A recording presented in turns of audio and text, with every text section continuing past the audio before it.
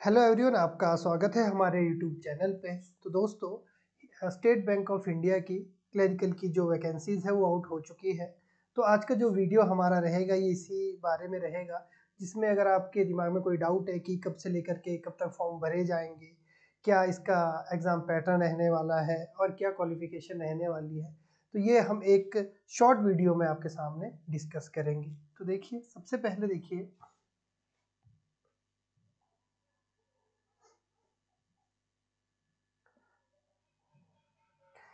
तो सबसे पहले आप ये देखिए कि जो इसकी ऑनलाइन जो रजिस्ट्रेशन है वो शुरू होने जा रही है 17/11/2023 से, यानी कि 17 नवंबर 2023 से इसके जो फॉर्म है वो भरने शुरू हो जाएंगे और ये चलेंगे आने वाले 7 दिसंबर 2023 तक। तो इसी दौरान जो है आप अपना जो एप्लीकेशन फॉर्म है वो ऑनलाइन जा करके सबमिट कर सकते हैं। ये इन्होंने लगभग 20 दिनों का समय हमें दिया है जिसमें हम अपना जो अप्लाई है वो कर सकते हैं। अब आगे देखिए, सबसे मेन जो इसमें चीज़ें रहती है कि आपके रीजन में, जिस रीजन से आप बिलोंग करते हो, आपको ये पता होना चाहिए कि आपके रीजन में कितनी नंबर ऑफ वैकेंसीज है। अगर आप देख रहे होंगे तो टोटल ये 8700 समथिंग वैकेंसीज है, जो भी आगे डिवाइड होती है रीजन वाइज। जैसे चंडीगढ़ रीजन है, ठीक है, या फिर आपका अहमदाबाद रीजन है, भोपाल रीजन है, न्यू दिल्ली रीजन है, तो ये इसके हिसाब से डिवाइड होती है। तो आपने ये देख लेनी कि आपके रीजन में जो वैकेंसीज है वो कितनी है। और दूसरा, इसमें आपको ये बेनिफिट मिल जाता है कि अगर आपका नियरेस्ट कोई और रीजन पड़ रहा है, आपको वहाँ वैकेंसीज अगर आपको लग रहा है कि भाई ज़्यादा है, तो आप वहाँ पे भी जो है वो अप्लाई कर सकते हैं। तो सबसे पहले देखिए, अहमदाबाद जो है इसमें स्टेट गुजरात है, इसके लिए जो टोटल नंबर ऑफ पोस्ट है 820 पोस्ट है, ठीक है, जिसमें डिवाइड किए गए 57, 123, 221, 82 और 337। इसी तरीके से अमरावती के लिए है, बेंगलोर के लिए है। अगर आप स्पेसिफिकली हिमाचल प्रदेश की बात करें तो हिमाचल प्रदेश में आप देखिए, यहाँ पे टोटल 180 वैकेंसीज आपकी फ्रेश वैकेंसीज है, लगभग 180 वैकेंसीज आपकी है, जिसमें एससी के लिए आपकी 45, एसटी के लिए 7, ओबीसी के लिए 36, ईडब्ल्यूएस के लिए 18 और जनरल के लिए 74 पोस्ट है। तो आप देख सकते हैं कि एक बहुत अच्छे अमाउंट में जो पोस्ट है ये इस बार आपको देखने को मिल रही है हिमाचल प्रदेश के लिए। तो आप अच्छी तैयारी के साथ इसके लिए अप्लाई कर सकते हैं। और भी रीजन की अगर आप देखना चाहें तो देख सकते हैं, लद्दाख यूटी की बात करें, ये चंडीगढ़ रीजन में ही आता है। यहाँ टोटल नंबर ऑफ वैकेंसी जो है वो 50 है। अगर आप जम्मू एंड कश्मीर यूटी की बात करें तो यहाँ टोटल नंबर ऑफ वैकेंसी जो है वो 88 है। तो इस तरीके से ये जो रीजन वाइज है जो आपकी वैकेंसीज है वो डिवाइड की गई है। तो आगे देखिए, इसमें ये इसी तरीके से डिटेल नोटिफिकेशन आप पढ़ सकते हैं, जिस भी रीजन से आप बिलोंग कर रहे हैं वहाँ से इसको अप्लाई कर सकते हैं। अब बात आता है इसमें नेक्स्ट कि आपका जो एलिजिबिलिटी क्राइटेरिया है वो क्या रहने वाला है। अब एलिजिबिलिटी क्राइटेरिया एक आपका एज वाइज रहता है, दूसरा एजुकेशन क्वालिफिकेशन के हिसाब से रहता है। हम कई बार एज वाइज एलिजिबल होते हैं और कई बार एजुकेशन क्वालिफिकेशन की अगर हम बात करें तो देखिए, इसमें इसने कहा गया कि not below 20 year. Age limit इन्होंने बात की है कब तक, 1/4/2023 तक। ये तब तक काउंट होगी। कहा गया है कि 20 साल से कम नहीं होने चाहिए और 28 साल से ज़्यादा नहीं होने चाहिए। कब तक, 1/4/2023 तक। तो आप ये समझ सकते हैं कि आपका जो डेट ऑफ बर्थ है वो 1995 से पहले नहीं होना चाहिए और 2000 के बाद में नहीं रहना चाहिए आपका, ठीक है। उसके बाद जो रिलैक्सेशन लिमिट है वो अलग से इसमें बताई गई है, जिसमें SC ST के लिए 5 ईयर रिलैक्सेशन है, OBC के लिए 3 ईयर रिलैक्सेशन है और PWBD के लिए 10 ईयर है और PWBD SC ST के लिए 15 ईयर है और PWBD OBC के लिए 13 ईयर है। और जो तमाम इसमें इन्होंने चीज़ें बताई है, तो इसमें आप देख पा रहे हैं कि आपकी जो एज है वो कितनी रहनी चाहिए, तो उसके हिसाब से जो है आपके फॉर्म है वो भर सकते हैं। तो नेक्स्ट इसमें देखिए, इंपॉर्टेंट पॉइंट जो बनता है, अब वो बनता है इसकी जो एसेंशियल एकेडमिक क्वालिफिकेशन क्या रहने वाली है। और ये भी इन्होंने बात की है कब तक, 31/12/2023 तक।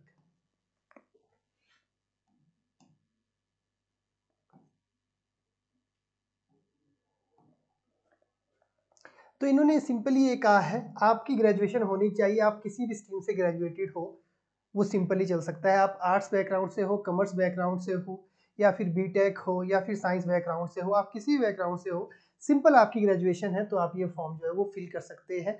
और जो आपकी सेंट्रल गवर्नमेंट की जो रिकॉग्नाइज यूनिवर्सिटी है आप वहाँ से पास आउट इसमें होने चाहिए। और ये भी कहा गया है कि अब बात इन्होंने ये की कि जो लोग फाइनल ईयर या फिर फाइनल सेमेस्टर में है अभी, वो लोग भी इसके लिए अप्लाई कर सकते हैं, बशर्ते ये कि जब तक आपका फाइनल रिजल्ट आ जाए इसका पेपर का, उससे पहले जो है आपकी जो क्वालिफिकेशन है वो कंप्लीट होनी चाहिए। तो इसमें ये मेन 2 पॉइंट बनते हैं। आप सिंपल ग्रेजुएटेड हैं, आप इजीली फॉर्म को फिल कर सकते हैं। कोई परसेंटेज क्राइटेरिया इसमें नहीं रखा गया है, जितनी भी आपकी परसेंटेज हो सिंपल ग्रेजुएशन के साथ आप इसको फिल कर सकते हैं। और दूसरी बात वो है जो लोग फाइनल ईयर में है अभी, वो लोग भी इजीली अप्लाई कर सकते हैं। तो नेक्स्ट अगर इंपॉर्टेंट पॉइंट की अगर हम इसमें बात करें तो देखिए, अब जो इसमें जो पैटर्न इन्होंने एग्जाम का रखा है वो 2 फेज में आपका एग्जाम रहने वाला है। जिस प्रकार देखिए ये कहा गया है सिलेक्शन जो प्रोसीजर आपका रहने वाला है, ठीक है। पहले इसमें आपका प्रीलिम का एग्जाम रहेगा जिसमें आपके 3 सेक्शन पूछे जाएंगे, English language, numerical ability, reasoning ability, ठीक है। इसमें नंबर ऑफ क्वेश्चन की अगर आप बात कर रहे हो तो 30 क्वेश्चन आपके इंग्लिश के पूछे जाएंगे, जो कि मैक्सिमम मार्क्स कितने आपके 30 मार्क्स के होंगे। इसके लिए आपको फिक्स एक टाइम फ्रेम दिया जाएगा जो कि है कितना 20 मिनट का। उसके बाद आप न्यूमेरिकल एबिलिटी मतलब कि मैथ्स की बात अगर हम यहाँ पे करें तो इसके आपके टोटल 35 क्वेश्चन आपसे पूछे जाएंगे, जो मैक्सिमम मार्क्स है वो कितने हैं 35 मार्क्स है। इसके लिए आपको 20 मिनट अलग से दिए जाएंगे। और रीजनिंग की अगर आप बात कर रहे हैं इसके भी आपके 35 जो क्वेश्चन है टोटल वो रहने हैं, और मार्क्स जो है वो भी लगभग आपके 35 इसमें रहने हैं। और इसके लिए जो टाइम है वो 20 मिनट का टाइम है। तो टोटल आपका ये 1 आवर का जो है ये एग्जाम रहने वाला है, जिसमें आपके पास 100 क्वेश्चन रहने वाले हैं। और साथ ही इन्होंने ये कहा है कि सेपरेट टाइम देने के साथ there will be negative marking wrong answer in the objective types 1/4 जो है आपकी नेगेटिव मार्किंग इसमें रहने वाली है। मतलब कि अगर आप 4 क्वेश्चन गलत करते हो तो आपका एक क्वेश्चन जो है एक नंबर जो है उसमें आपका कट जाएगा। तो इसमें नेगेटिव मार्किंग भी आपकी रहने वाली है। और फिर जैसे ही आपका प्रीलिम का जो एग्जाम है वो क्लियर होता है, उसके बाद जो है आप शॉर्ट लिस्ट हो जाते हो मेंस एग्जाम के लिए। मेंस एग्जाम के लिए भी इन्होंने पैटर्न जो है वो इन्होंने क्लियर कर दिया है। देखिए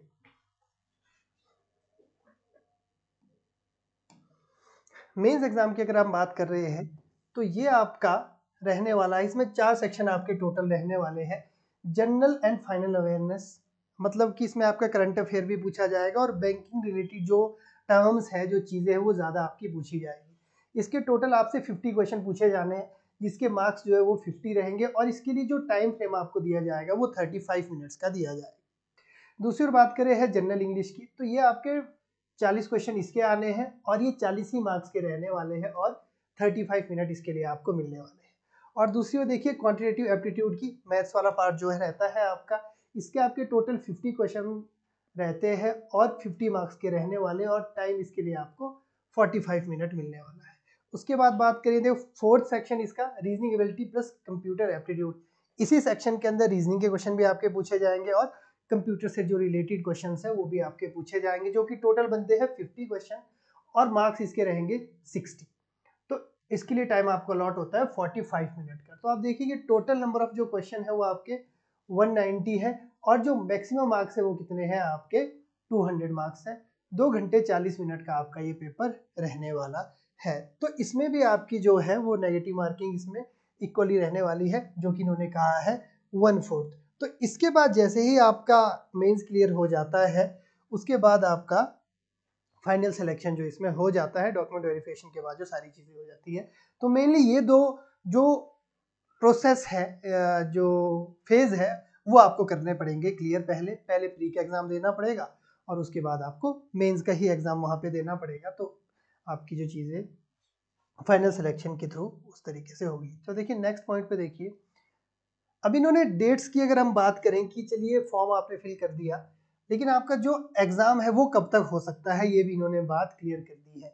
तो 1 महीने 20 दिन का तो ये टाइम आपका रहेगा फॉर्म फिलअप करने का। उसके बाद अगर आप देख रहे हैं तो इसमें आपका ये है जो प्रीलिम का एग्जाम है टेंटिवली शेड्यूल्ड हुआ है जनवरी 2024 में।